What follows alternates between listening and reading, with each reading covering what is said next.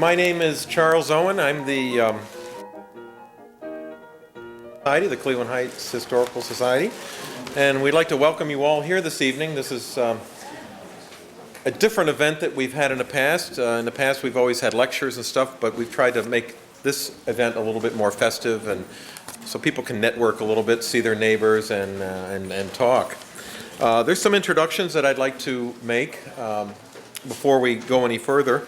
One, I'd like to introduce the trustees, and I got to say they're the hardest working trustees I've ever seen in an organization.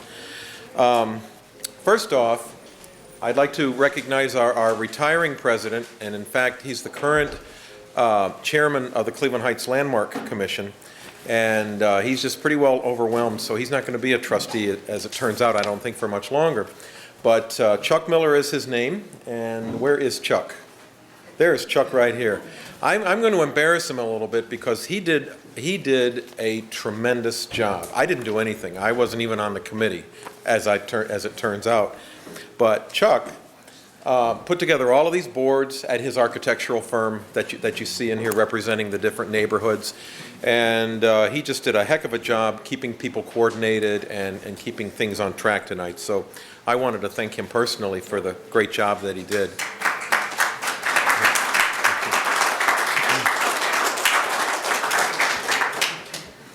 And the second person I'd like to introduce is our Vice President, Chris Roy, over here.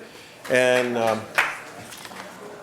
Chris is the person that put together the PowerPoint presentation with all the slides. He's also our website maven. And if you've ever visited our website, you'll note that it keeps getting bigger and bigger, and that's all due to Chris. It was his brainchild a number of years ago, and he ran with the ball, and because of him, it works. The third person is Maisie Adams, who's our secretary, and Maisie Adams is one of the members of the committee. And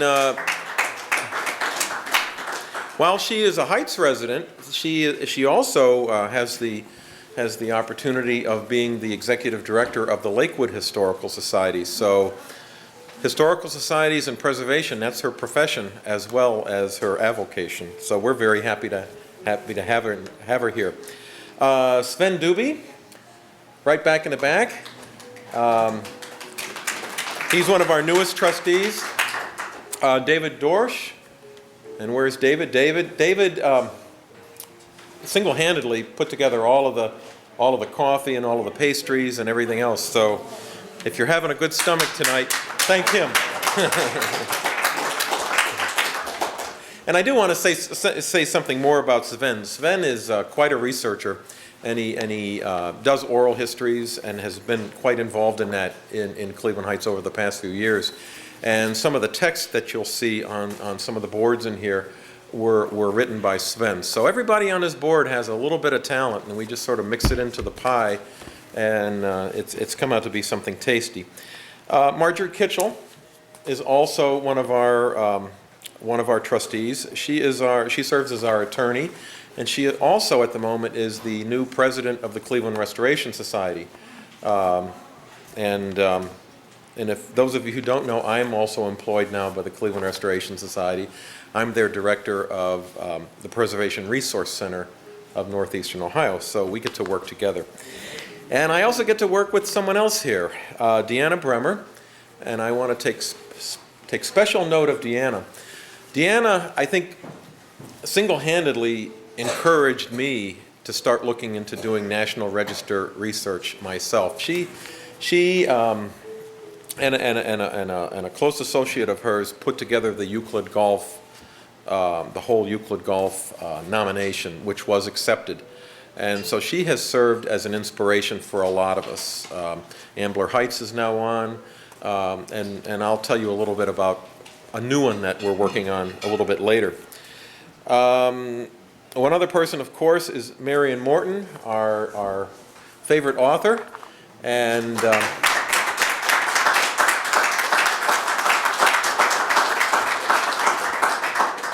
we're happy to have her here. In fact, you know, the books that we had here tonight for sale, they got pretty rare. We had to travel around quite a bit. Maisie did, actually. And and Sven. And so we had them here for the sale, but tonight they've all been sold out. But Maisie and I were talking earlier, and we're going to buy a number of them when it gets a reprint. And so then we'll also have those for sale. So we'll keep in contact with you on that. It's a really good book, and it's really nice to get it out into as many hands as we possibly can. Finally, I wanted to talk a little bit about some of the things that we do and our membership. Of course, I got to hit you up for members. Those of you who aren't, memberships are $15 a year. And we are going to be much more dutiful in sending out renewal notices. We haven't really done that in the past because we've been such a small group. But we're making things a lot more professional these days. We've got our memberships now on a calendar basis, so all memberships will expire on the 31st of December. So it makes it easy for the members.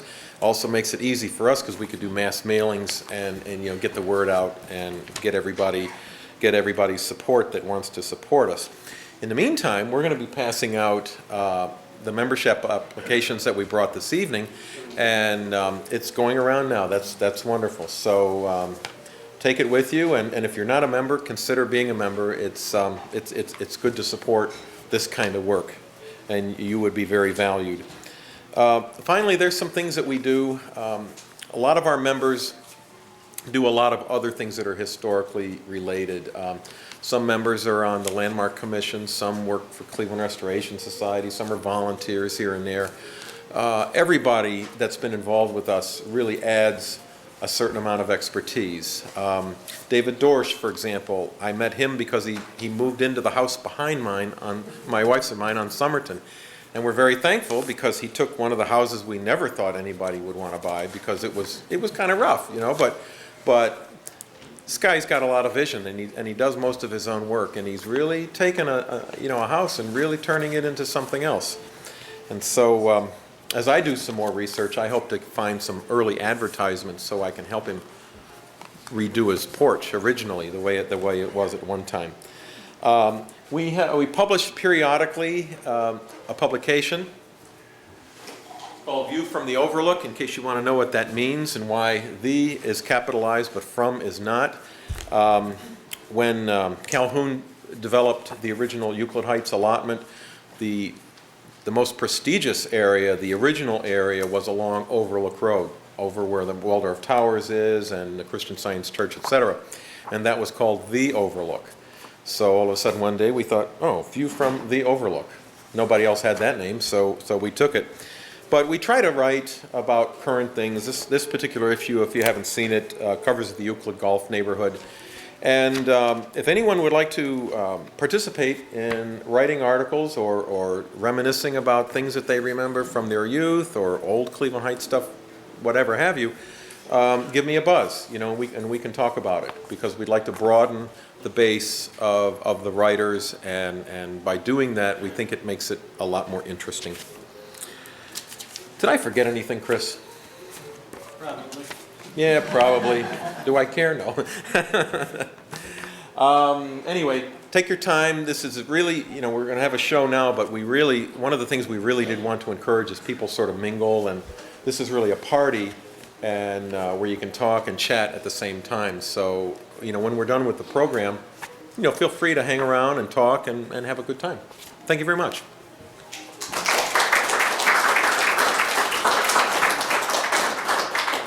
Mr. Roy. Thanks. Well, thank you all for coming. A couple of quick additional notes beyond what Chuck mentioned. First of all,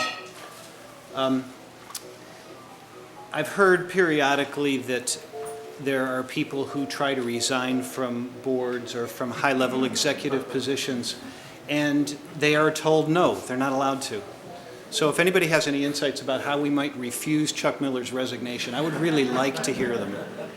I know this does happen. A board member periodically will say, I don't want to be on this board anymore, and the company will say no. So I would genuinely appreciate it if we could figure out how to overrule Chuck's resignation. We could try handcuffs. Yeah, maybe. Yeah, or some kind of restraints. We use restraints on the other trustees. Second thing is that this is going to be a significantly less formal presentation than a lot of the ones you may have previously seen at the schoolhouse. And one of the reasons that it is less formal is that there are any number of people out in the audience who have greater expertise on the subject that we'll be discussing tonight than I do. I can think of three right off the bat, the one obvious one being Marion Morton, but also Deanna Bremer, the godmother of the Euclid Golf listing on the National Register, and Cara Hamley O'Donnell, who's the city's historic preservation planner and the matriarch of the schoolhouse in which we're all enjoying ourselves tonight. So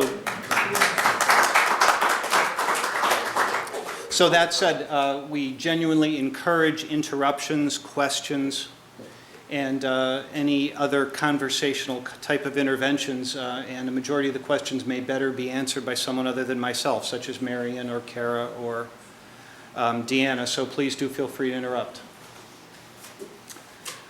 Okay, getting down to it, as you've probably deduced from looking at the various boards that surround the room, we're going to talk about various Cleveland Heights properties, districts, and to a lesser extent structures that are on the National Register of Historic Places. The way we've decided to structure this particular presentation is to focus largely on the districts or the neighborhoods rather than on the individual homes, and there's a couple reasons for that. The primary one is that we simply don't have much historic photography on the individual structures, nor can you really take a presentation that focuses on this is what the same house looked like in 1930.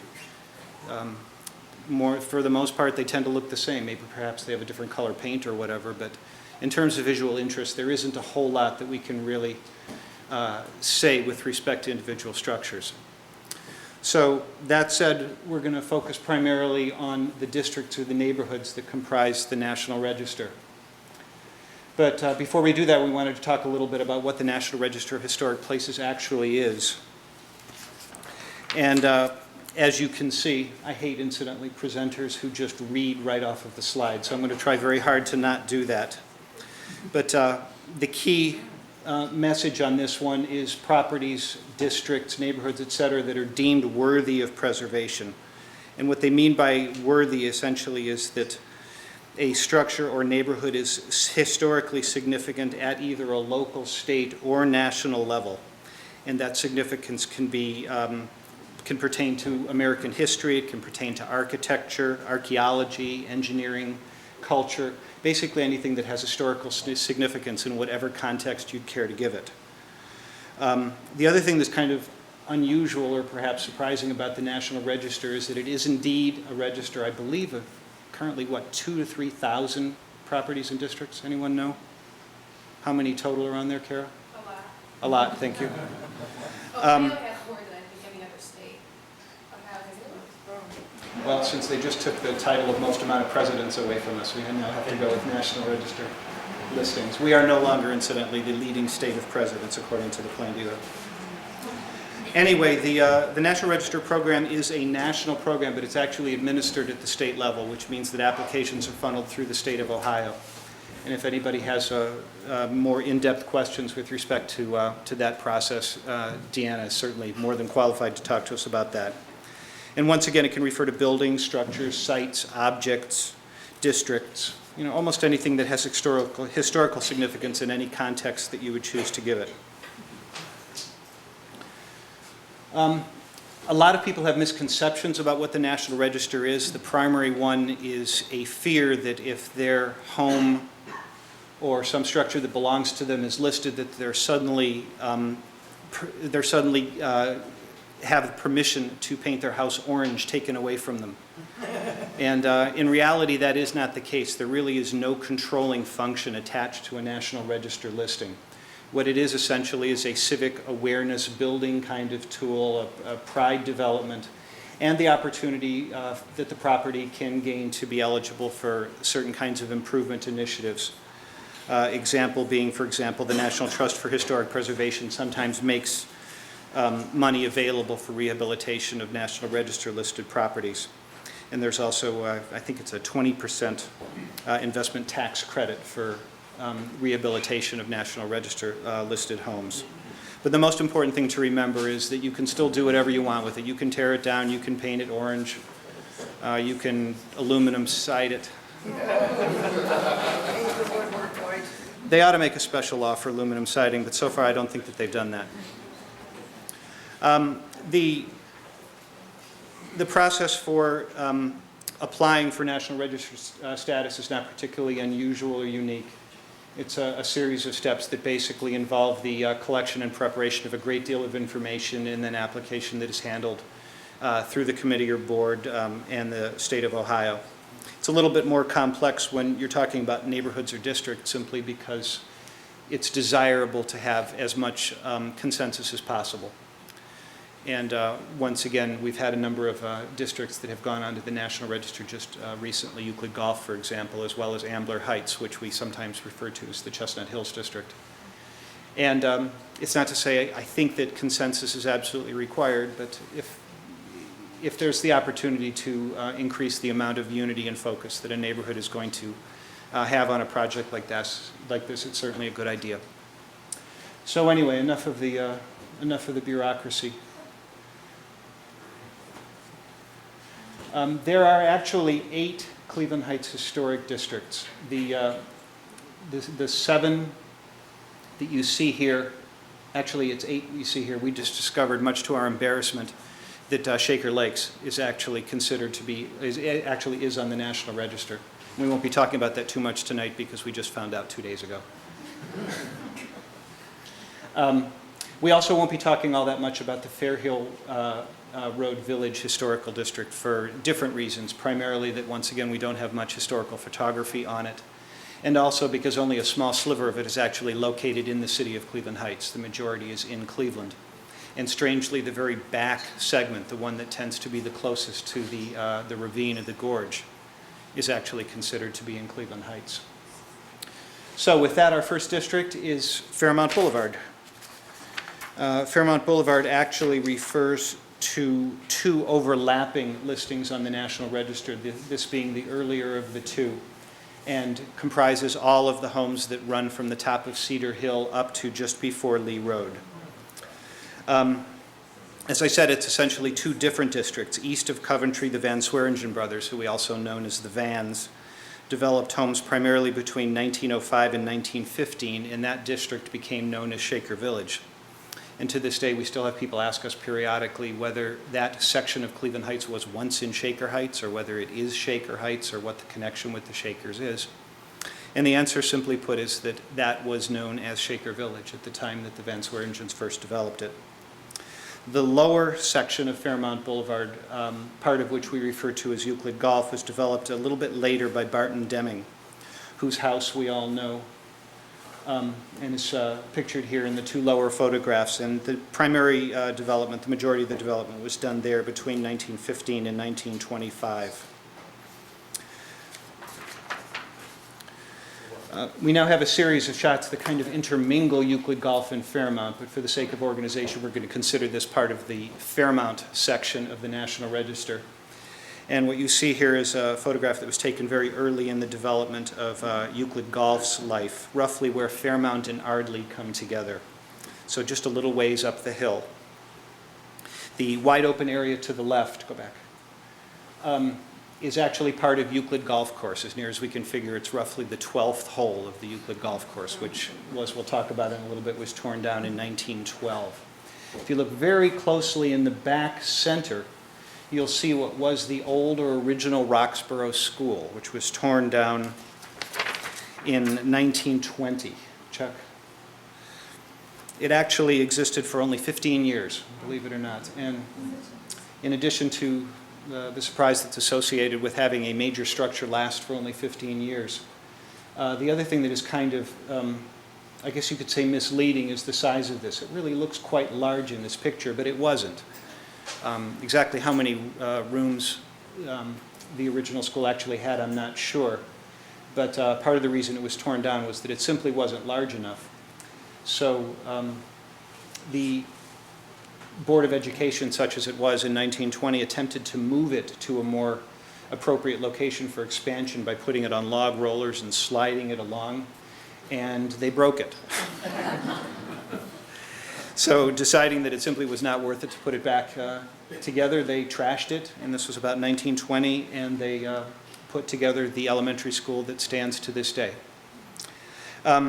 If anyone is interested in a far more detailed history of Roxborough School, there is a link through the Historical Society's website to a very in-depth historical discussion of Roxborough School, which, as I said, can be reached through the website, and I think was put up by some of the students as part of a project a number of years back. Moving a little ways up Fairmount, we're actually going back in time to around 1902. And what you're seeing here, once again, Deanna, please correct me if I'm wrong on any of these, is I believe we're looking west on Fairmount Boulevard, roughly at the intersection of Coventry. So if you were to look, if you were to imagine slightly to the right here, that would be St. Paul's. Kind of wildernessy, you might say. Okay, heading further east, we find ourselves just past the intersection of Coventry at the corner of Fairfax and Lamberton. And while technically this is not part of the National Register listing of Fairmount Boulevard, we decided to include it anyway, partially because it's neat to see something in color, colorized as it was. Anyway, this is about 100 yards north of the intersection of Fairmount and Fairfax. And it's also interesting to note that the focus of this particular slide is a home there that has since been destroyed, and there's a fairly modern and somewhat nondescript home in its place. The wall that you see here is also gone, but the pillars that border the property still exist, and if you were to walk by it, you could actually see where this stone wall joined those pillars. So there is a certain amount of authentication that we can give to this particular photograph. How close would this be to where Fairmount goes? Oh, maybe 300 yards. Not far at all. Maybe 5-6 houses maximum headed west on Fairmount Boulevard. We're also not sure whether there is another older house in the background on the point because the trees are too thick. At the moment there's a very new house, relatively new house on that point, and I'm not actually sure whether or not something preceded it or whether it was simply open land at the time that this photograph was taken. Wow. How anyone knows that this is Fairmount and Lee is beyond me. But that's what the label on the photograph said, so in the absence of anything more or less authentic, we're going to take the labeler of the photograph at his or her word. The best guess is that we are actually looking south down Lee Road, and that Fairmount represents the cross street going left to right, which would mean that the trees actually border what was essentially the heart of the Shaker community at the end of the 19th century. The largest single conglomeration of homes that existed within the Shaker community was in the area that we now know is between South Park and North Park Boulevard. There was a couple of dozen mills, homes, and various other quasi-commercial properties that the Shakers maintained for about 50 years during the latter half of the 19th century.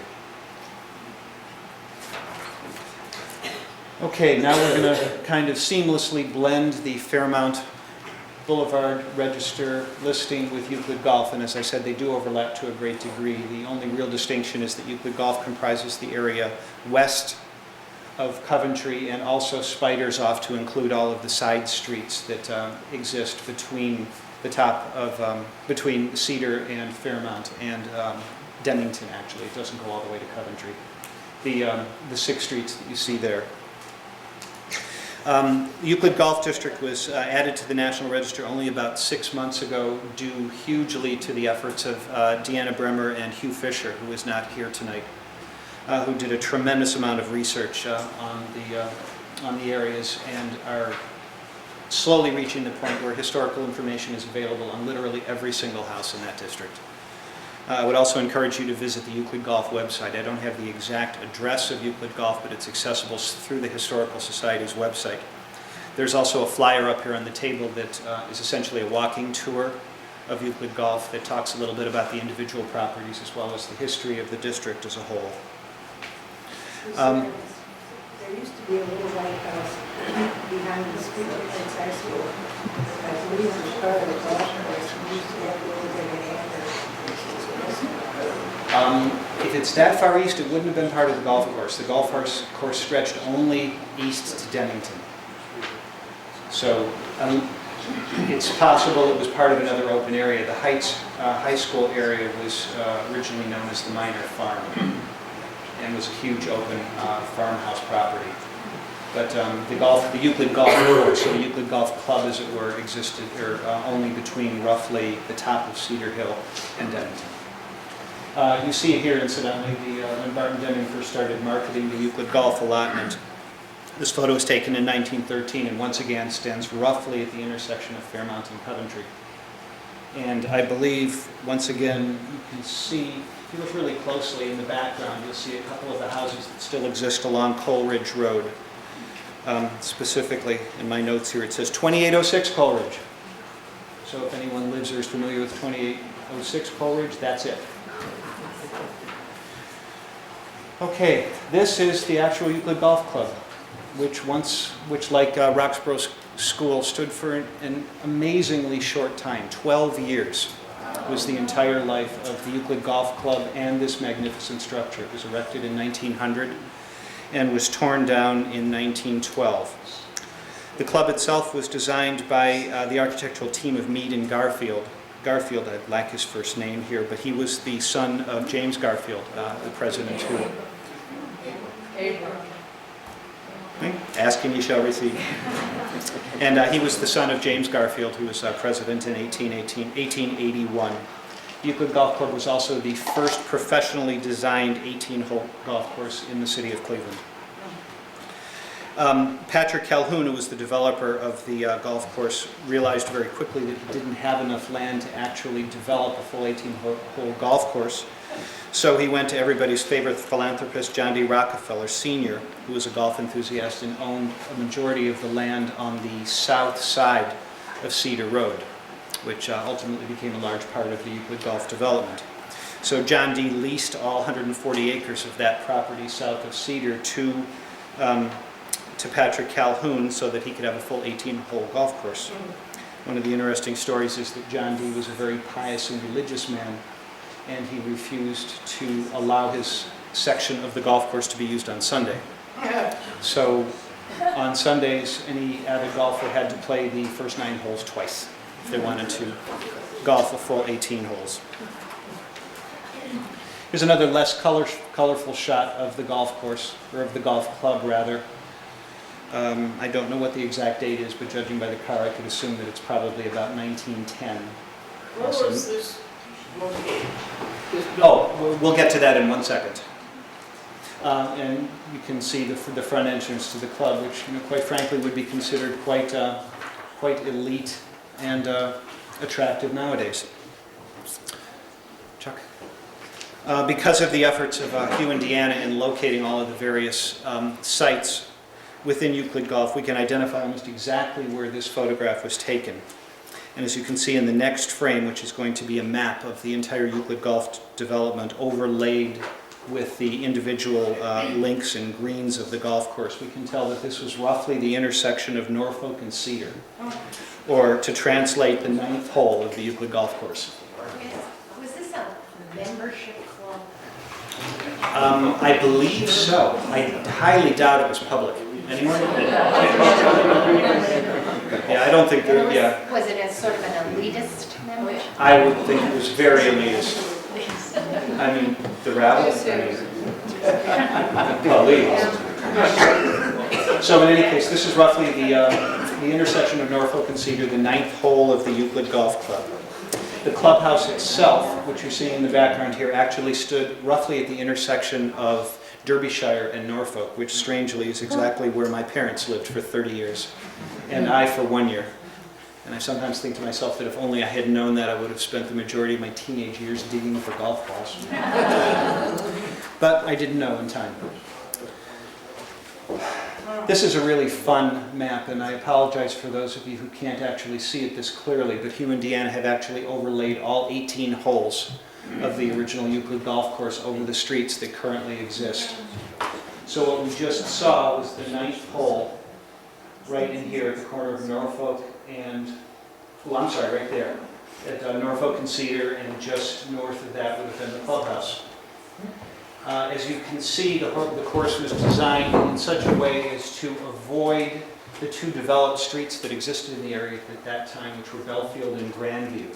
Belfield and Grandview actually were developed, I believe, in the very end of the 19th century and the first couple of years of the 20th century. I'm surmising, to house a lot of the laborers and service people who helped in the homes, the grand homes that existed in Patrick Calhoun's development of Euclid Heights. But in any event, you can see that the way the golf course lays out, it actually runs from the Cedar side around Surrey and Norfolk and Cedar, around Belfield and Grandview, 5, 6, 7, 8, comes back down here for 9. Once again, this would have been the 9 holes that were played twice on Sunday. And then it stretches into what we now know as the Fairmount or Euclid Golf side, which is Ardley, Delamere, Woodmere, Roxborough roads.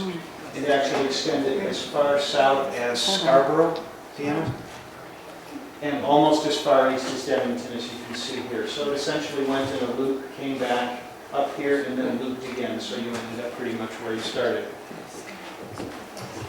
So there is a copy of this particular map in the handout if anyone wants to try to map their house. Why didn't it include those 2 streets in between there? Because they were fully developed, there were houses on them. There was already something there. Oh, yes, yes. I believe Grandview and Belfield were almost completely built out by that time. Would they Yes, just walk through the houses and start painting? No, the way you can see is it actually looped. You go around here, then you come back around. Oh, I see. So it managed to effectively bypass the entire area. This is not to say that there weren't any number of broken windows or lost golf balls. I suspect that there were as many as 6-year-old who lived in those houses who made his living remarketing old golf balls. It's an occupation that lives till this day. Is there an explanation why the clubhouse only lasted 12 years? Oh, I'm sorry, yeah, I should have mentioned that. Essentially, the land simply became too valuable to keep as a golf course. The demand was extremely high for residential property in Cleveland Heights. People were dying to flee the inner city, largely because of the pollution and, in the case of the rich, very high taxation levels that existed in the elite areas around, say, Euclid Avenue and Millionaires Row. And it simply was no longer a viable business proposition to keep that much accessible prime land available as a golf course. So what ultimately happened is that Euclid Golf Club, I believe, morphed into what became Mayfield Golf Club, which now exists at roughly Green and Mayfield, although there is no Main Street frontage to Mayfield Golf Club. You have to hit it through one of the side streets. It's off of Sheridan. And not Warrensville, you're thinking of Oakland. It's off of Sheridan. Sheridan Road, right? We just threw in a couple of miscellaneous slides of Euclid Golf area, or what was originally Euclid Golf. The Alcazar Hotel was essentially the gateway into Euclid Golf at the corner of Surrey and Derbyshire. I'm sorry? It was a pretty classy place. No, we like to think it still is. Chuck, if you flip back one, you can see the Alcazar Hotel was basically here. It's also fun to imagine what kind of an area this actually was, because immediately across Euclid Heights Boulevard was the back end of a row of tremendous mansions that actually fronted Overlook Road. So the area that existed between what was Euclid Golf and the area immediately to the northwest of it was just kind of open estate-like countryside. Yes, ma'am? I have a question about the movement of the millionaires. You said that they were coming from Euclid Avenue. But what about University Circle? Did some go to University Circle and some go to Cleveland Heights, or did they move to University Circle and then to the Heights? I'm not really sure that a lot of people migrated from the area we would call Millionaires Row into the area around University Circle. That was a very, very classy area, and a lot of very well-to-do people lived in University Circle, but I don't think it's considered like a way station on the way from Millionaires Row into Cleveland Heights. There were people who migrated out of the city from the area around University Circle. Because like the Hay House is the historical society. Sure, sure. All I'm saying is that I don't think that people would have necessarily migrated from Euclid Avenue into University Circle as opposed to going out into going directly into the suburbs. I think the two areas probably developed about the same time. University Circle and Euclid Avenue were growing up at the same time, I would guess. If you were a real snot, you lived on Millionaires Row. Right. But if your bank account was slightly limited, you might end up in University Circle, in an area such as the Hay Mansion along Euclid Heights, or along East Boulevard. And didn't most of them leave Euclid Avenue when they put the streetcar tracks up Euclid Avenue? No, in terms of Millionaires Row, they actually, this gives you an idea of the power that the residents of Millionaires Row actually had. They routed the streetcar tracks away from Euclid Avenue.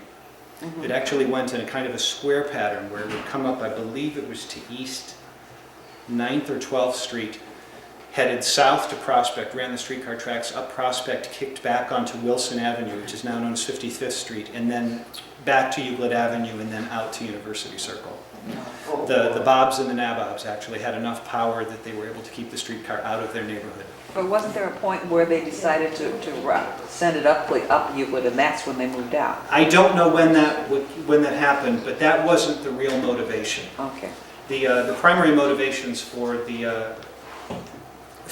leaving Millionaires Row, there were three of them essentially. The first one would have been simply the encroachment of the commercial districts on all sides made it not necessarily a pleasant place to live. Even if you live on an island, if it's completely surrounded by kind of grody, noisy commerce, it isn't all that much fun. Second, about Cleveland was not terribly friendly to the business community, and as we know, still isn't sometimes.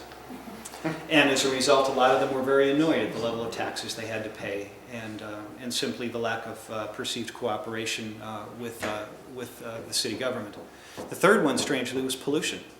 Downtown Cleveland was a stinky place, far, far worse than it is now. I mean, there's literally no comparison. I've always enjoyed the irony, for example, of the increasing pollution that was beset upon people like John D. Rockefeller, who lived in Euclid Avenue at East 40th Street, and the fact that a lot of the pollution that he had to endure as a resident of that street was caused by his own factories. So, in any event, those were the three primary reasons why they migrated away from Euclid Avenue, and a prime target was the Heights, as Deming and Patrick Calhoun quickly recognized. Okay. One final photograph, Chuck, is taken about 30 or 40 years later, and simply shows the streetcar ascending up Fairmount Boulevard at the time that the trolley tracks still existed. I don't know exactly when the tracks were removed from Fairmount Boulevard. I'm guessing maybe in the late 40s or early 50s. Deanna? Carol? One of the other neat things about this, in addition to the fact that you can see the Deming house in the background, is a house that has now been torn down up on the crest where the skilled nursing facility, or what we may remember as White Cliff Manor, now stands.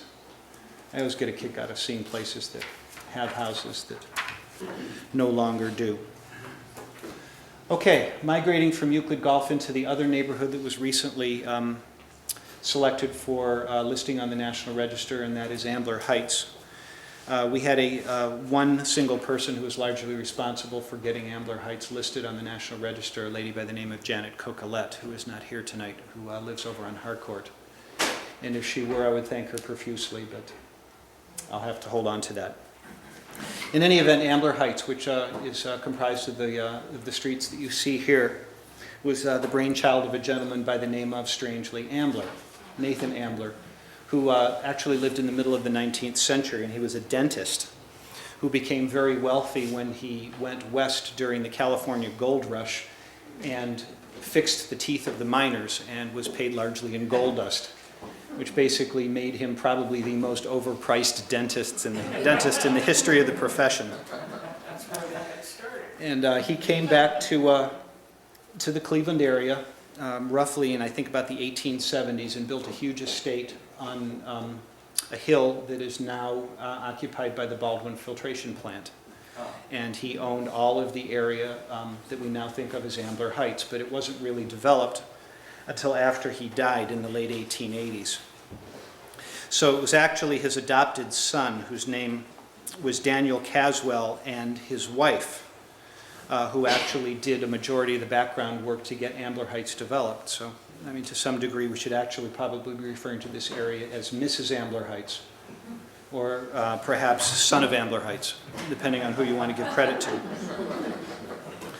In any event, the photo we see on the right is believed to be the original carving through of North Park Boulevard, or it was known as it was known at the time, Ambler Parkway. The photo was mislabeled, and when I acquired it from the Western Reserve Historical Society, it said Edgehill Road. And there is some possibility that it is that, if you think of how the topography actually works. If you were to imagine that this is ascending Edgehill, this would be the hill leading up to what is now the Christ Scientist Church, and this drop-off would go down into Little Italy. But at the same time, this could also be the hill overlooking North Park and the drop-off into Dugway Brook. So, who really knows? I don't. This grade looks closer to the grade though up near Fairhill than does the Edgehill building, because that's... I tend to think so too. In other words, it's more drastic, Right. even than Edgehill would have been. The house on the left, for those of you who go on the Heights Heritage Tour that's sponsored by Heights Community Congress, is on Devonshire Road and is an absolute magnificent house that was designed by Howell and Thomas, the same architects who did Barton Deming's home at the corner of Cedar and Fairmount. The unique thing about this particular house is that it was literally built around an organ, a pipe organ that is in the basement and has 750 pipes. So if it's ever on the tour again, I would encourage people to take it, because when they play that organ, you literally feel like you're sitting inside it. It's quite an amazing experience. Okay, here's a different perspective looking onto Ambler Heights. This photo was taken roughly in the late 30s, we're guessing, from what is obviously a very high perspective.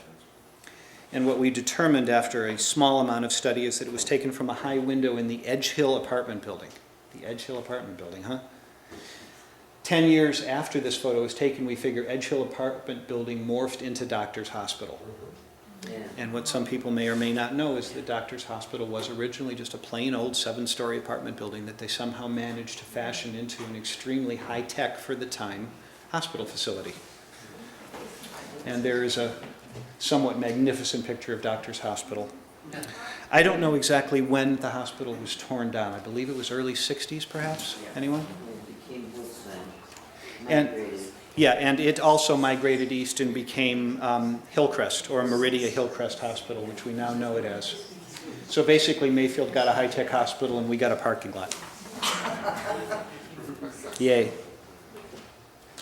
Hey, Chuck?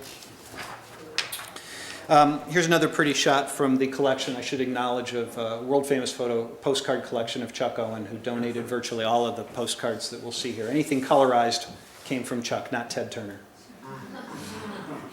I'm going to leave this up here for just a second because I would appreciate any assistance you can give me as to where this actually is within Ambler Heights.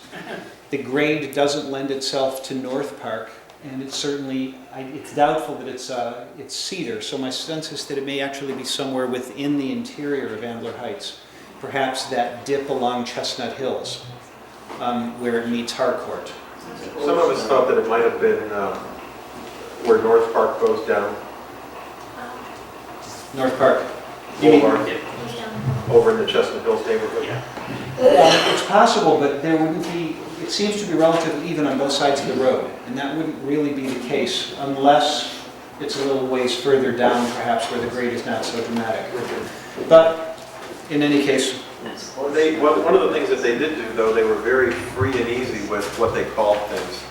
So you'll find things called Euclid Heights that weren't anywhere near Euclid Heights. well, there's any number of mislabeled postcards Yeah. on this. It's Whatever they wanted to call it, they called it. Yes, exactly. They weren't really concerned because I figure it's all about the picture anyway. Pardon me. Here's a classic example. Okay, yeah, a beautiful view of what is not Euclid Heights Boulevard. I mean, this there is simply no doubt about. This is North Park, or what we knew, or what was known at the time as Ambler Parkway. And as Chuck noticed, this isn't the first mislabeled postcard. But we don't care because it's a beautiful picture, and the guys with the crayons did a really nice job. We're on North Park. I'm sorry, flip back. This would be pretty close to the crest. If you imagine East Boulevard cutting across, and Baldwin filtration plant would be up in here, and this person in her buggy is headed west, down the hill towards University Circle. Okay? Here's another mystery. Doctor's Hospital. No, that is sometimes referred to as the Indian Fort. But given the fact that Ambler Parkway, and this very obviously is Ambler Parkway, was not cut through until about the 1890s, it seems highly doubtful that there were actually any Indians to fight, or that the notion of Indians in the neighborhood actually had anything to do with the construction of this thing. But if anyone here has any real insight into what that was or how it was constructed, I don't know. I haven't heard of anything yet. Yeah, I've asked serious historians, and they don't know either. It's kind of funny. Now, I'm not positive about this, but my grandmother used to take me down into Lakeview Cemetery whenever I get an eye checkup. And that looks like something I remember from when I was very, very young.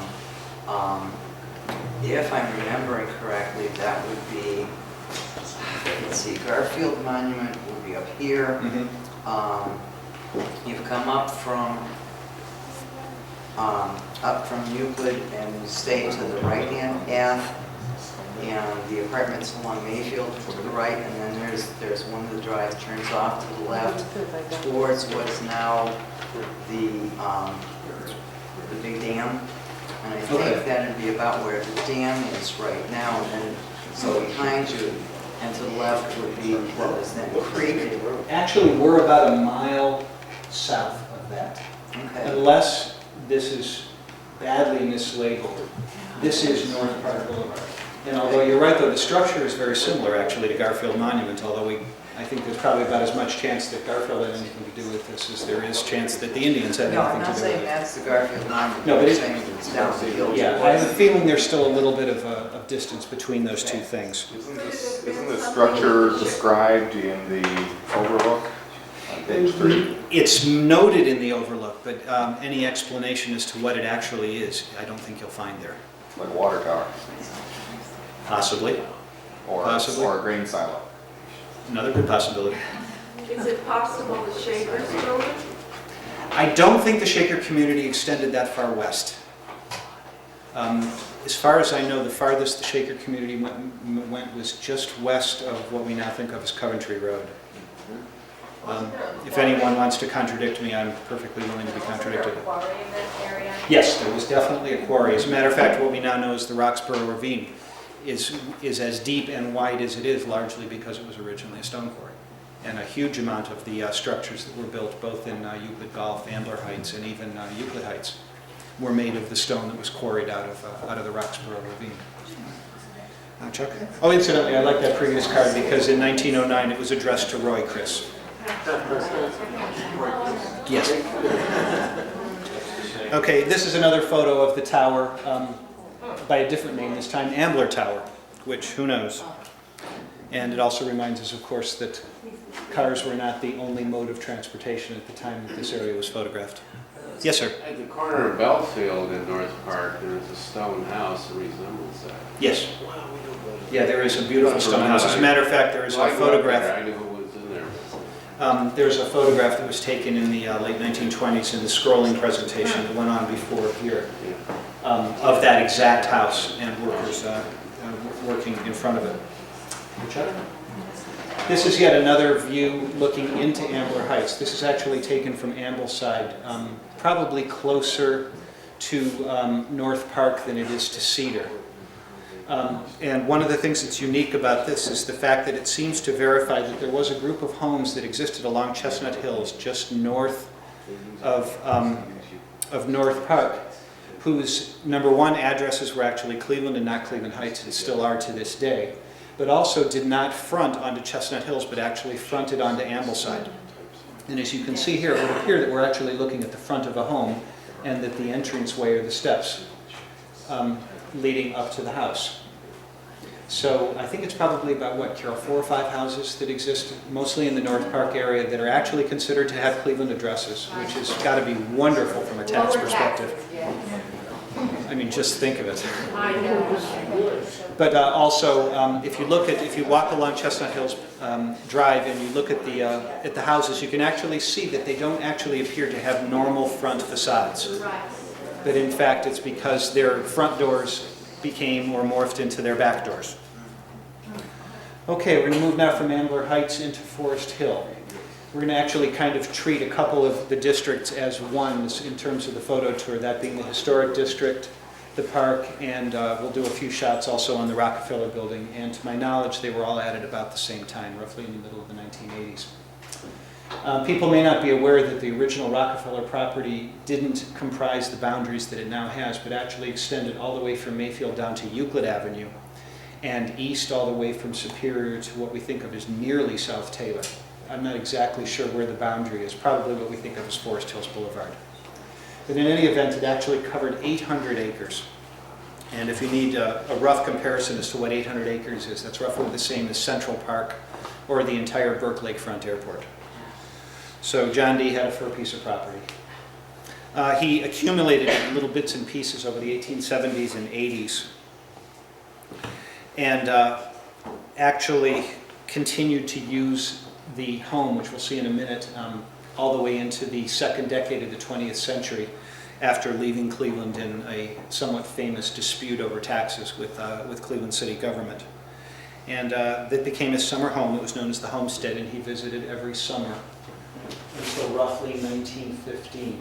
And we'll probably pop back to this, but his home existed at the crest of that incredibly wonderful sledding hill on the East Cleveland side of the property. And we'll talk a little bit more about the fantastic views, but it was really just an amazing location for a piece of property. In the 1920s, roughly, John D. actually sold the entire property to his son, John D. Rockefeller Jr., for the princely sum of $2.8 million. And John D. Rockefeller, as some of us may know, was a largely tormented guy who was determined to make philanthropy his life, along with the redemption of his father's name.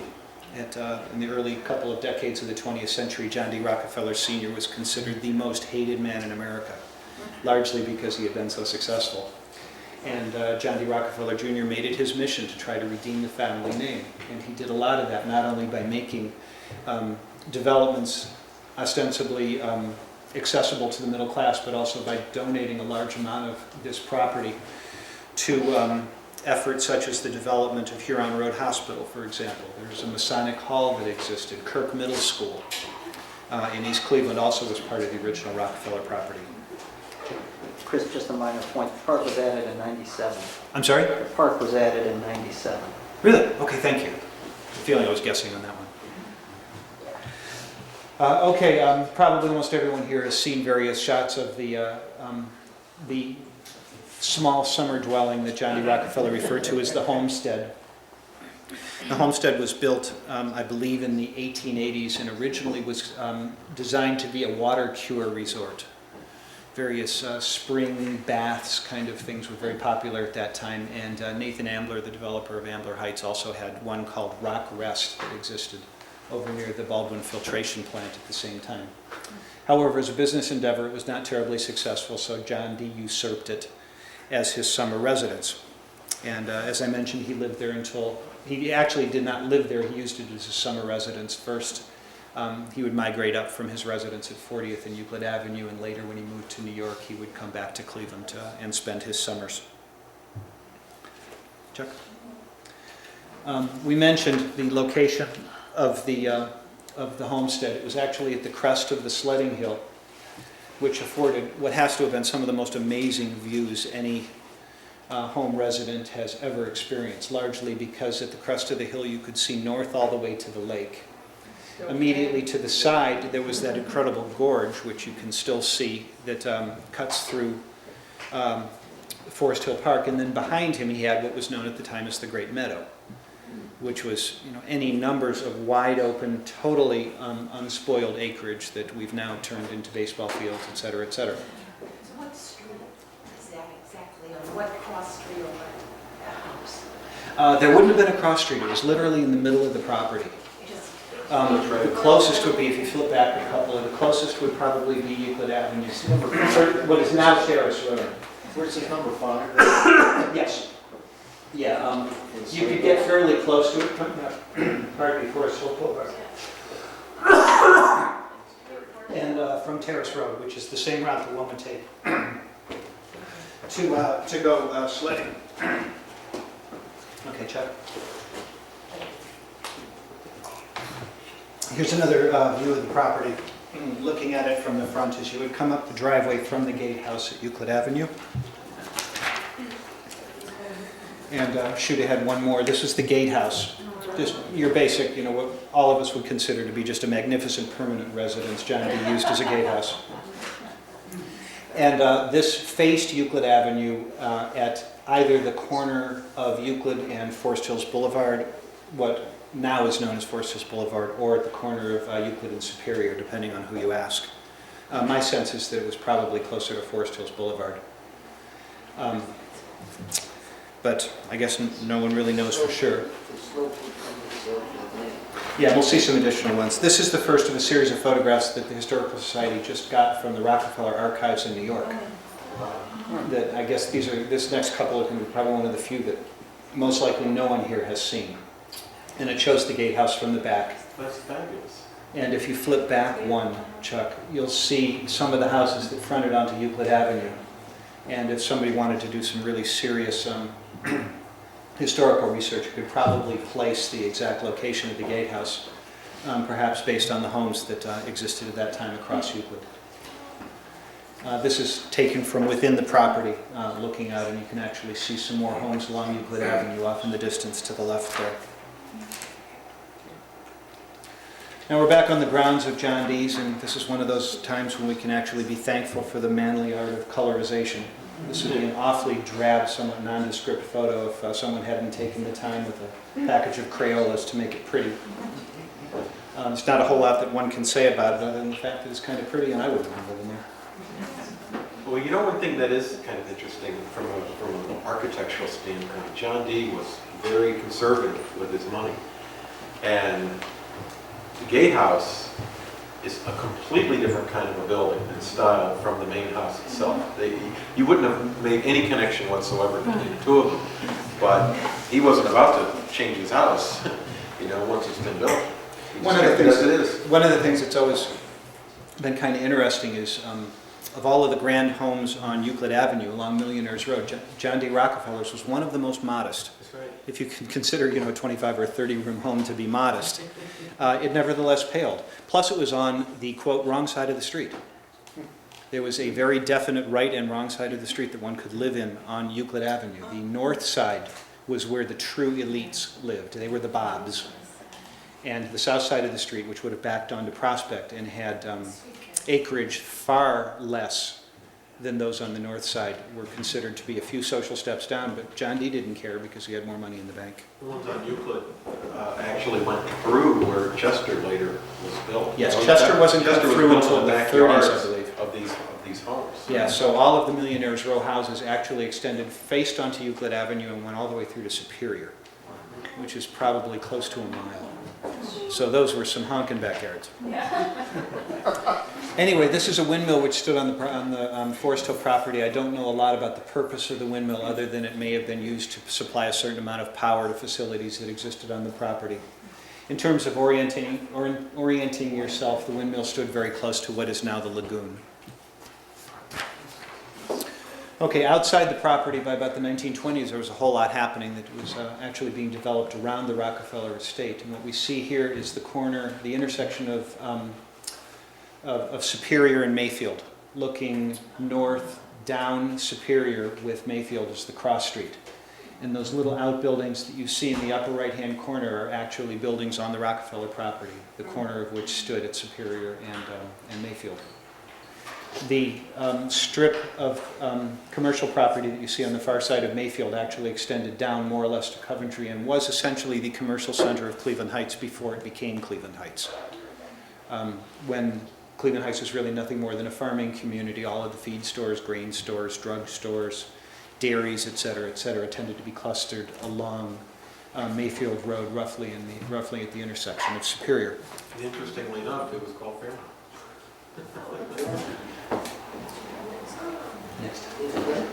Moving on to the development of Forest Hill, which we said happened actually in the late 1920s. John D. Rockefeller Jr. Attempted to create a very attractive and somewhat new concept middle-class neighborhood in the area east of Lee Road, roughly, that was carved out of the property that he had bought from his father about 5 years earlier. And the original plan was to be approximately 600 French Norman homes. And you can think of French Norman as being largely brick with extremely strongly pitched slate roofs. But unfortunately, only about 20%, 81 to be exact, were actually finished for a couple of reasons. The primary one being the onset of the Depression in 1929. And the second one being is that as much as John D. Jr. really wanted the neighborhood to be accessible, the homes were pretty high priced. These were $35,000, $40,000 homes in 1930. So middle class, means one thing to some people and another thing to others. One of the things that was extremely unusual about these homes is that they were framed entirely in steel. And what you're seeing here is the actual superstructure, the infrastructure of those homes. Floors, walls, and ceilings were all done in steel. And if nothing else, that gives one the impression that it would take an atom bomb to knock those babies over. Now, do any of those houses still exist? Oh, absolutely. Every single one of them exists. They're clustered. They're actually interspersed across about a dozen streets in the area. There are some areas such as Brewster, I believe, that have a larger concentration than others. Yes, a couple on Monticello. I don't remember all of the various streets. Mel Rifle homes on Monticello. Brewster, Clevenham, Henley, Wyatt, Mount Vernon. Glenn. Some on Oak Ridge too, I think. No. Yeah, a number in East Cleveland. I think a majority of them most are actually definitely in East Cleveland. Right. But to my knowledge, none have been torn down. No. It would probably not be a pleasant or easy task to tear them Yeah, down. they all have their original roofs too. So. I'm sorry? They all have their original roofs, so they're all in good condition. Oh yeah, slate roof lasts virtually forever. As you'll see in the next shot, you get a clear idea of the steel superstructure and why it would be very difficult to tear those guys down. This was, in all likelihood, taken probably around 1929, 1930, when the structures were first being erected. Chuck? A couple of years later, they attempted to bridge what had just been carved through as Forest Hills Boulevard. And there's not a whole lot that you can say about the construction of the bridge other than that would have been one mighty gorge to cross on foot prior to the construction of the bridge.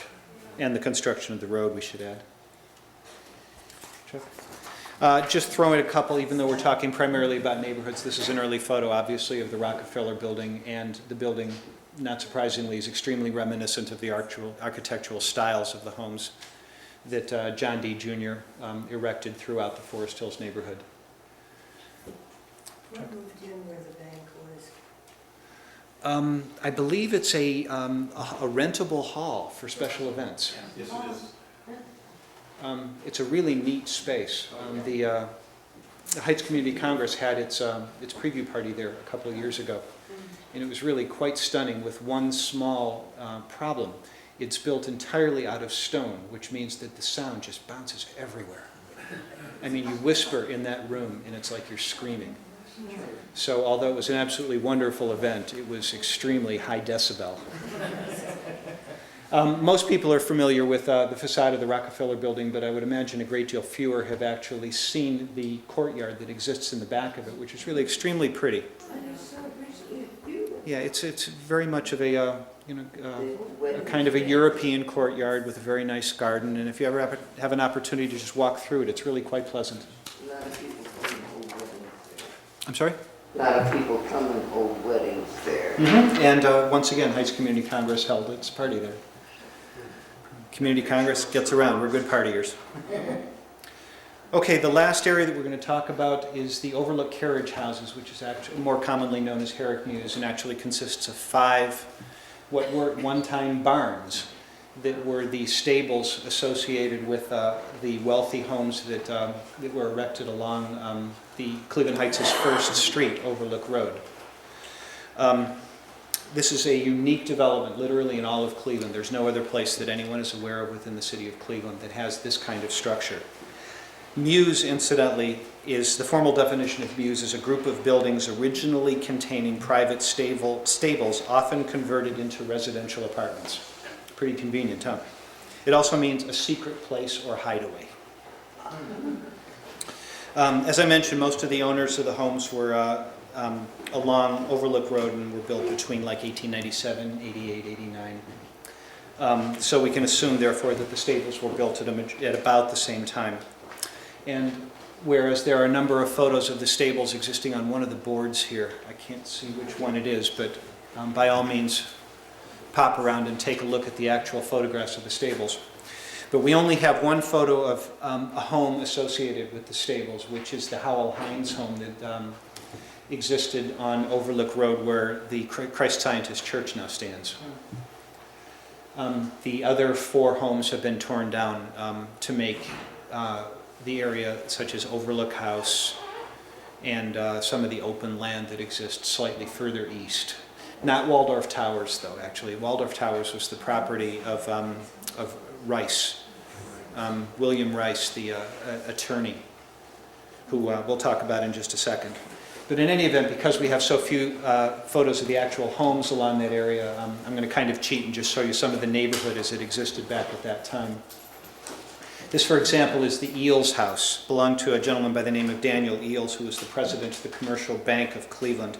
He was also a director of 32 different firms, and he held interests in oil, iron, steel, cement, coke, gas, and railroads.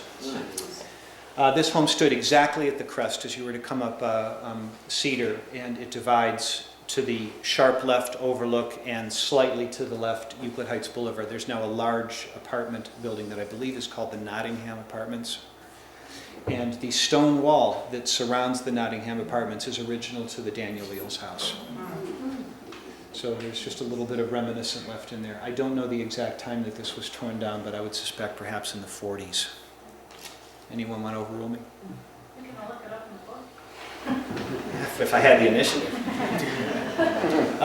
Okay, this is a relatively rare photo of the mansions that stood along Overlook Road. I'm not exactly sure what the house that you're seeing here. Somebody thought that it was the William Rice house, but I've also heard people say that it's not, and that the William Rice house was actually one more to the left here.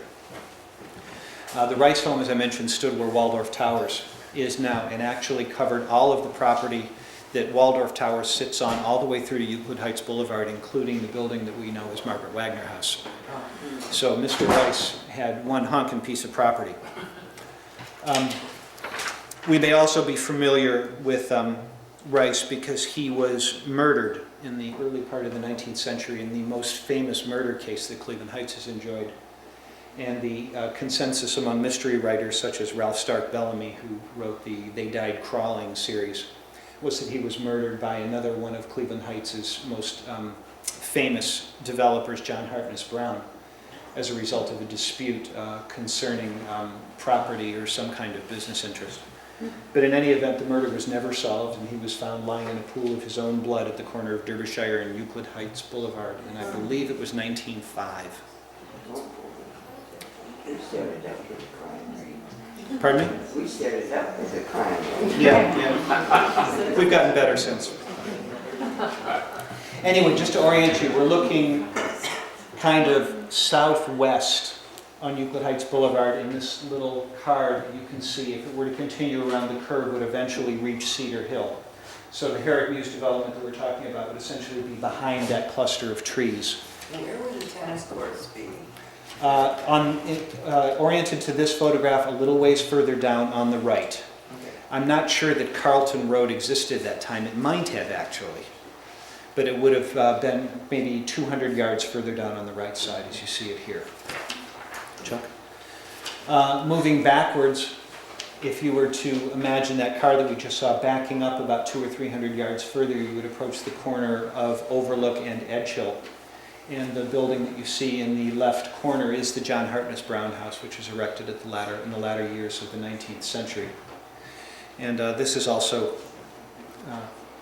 the kind of photograph that, even though the color is kind of jaundiced, still gives you a better appreciation for the fact that no history did not exist in black and white. It's a very easy trap to fall into because there are simply so few photographs that show any kind of color beyond the creativity that people with a box of crayons were able to apply to them.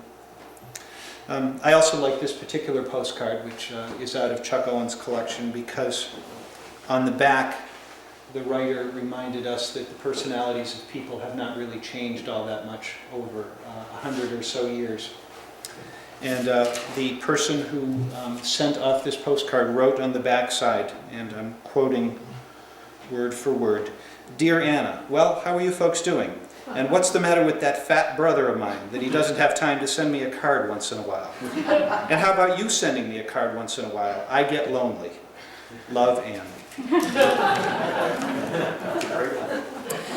And that concludes our presentation on the districts, the National Register districts, and what we would like to conclude with is just a brief mention of what we might want to consider the future of Cleveland Heights history.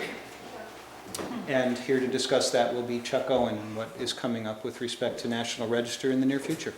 Okay. And thank you.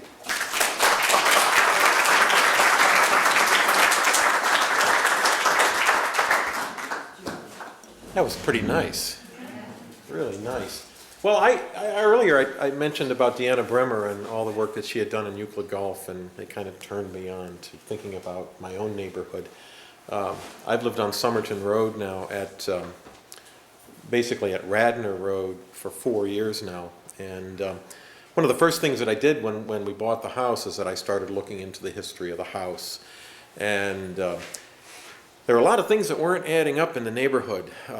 Most of the houses, our house was built in 1910. The first owner didn't buy it until 1914. And then I started looking into the maps, okay, and looking back at the property data. And there were times when the Cleveland Trust Company seemed to have picked up all the properties. So I'm wondering, what's going on here? Well, knowing a little bit about the ancestor of our house, his name was Fink, and he was a dentist, and he lived in the 60s, in the East 60s areas off of Euclid Avenue. And when he was a student, when he graduated, he became a dentist, and then he moved up to the Heights, into what at the time was called Mayfield Heights. Did he? The education building is named there. Really? I want to talk to you. Yeah, but it was quite a story. His dental office was at 55th and Euclid in a building that's no longer there, and it's amazing what you find out in the city record. You could just kind of track people a little bit. But I got turned on about national registers and the districts and just doing a lot of research. So I started taking the plunge in my own neighborhood.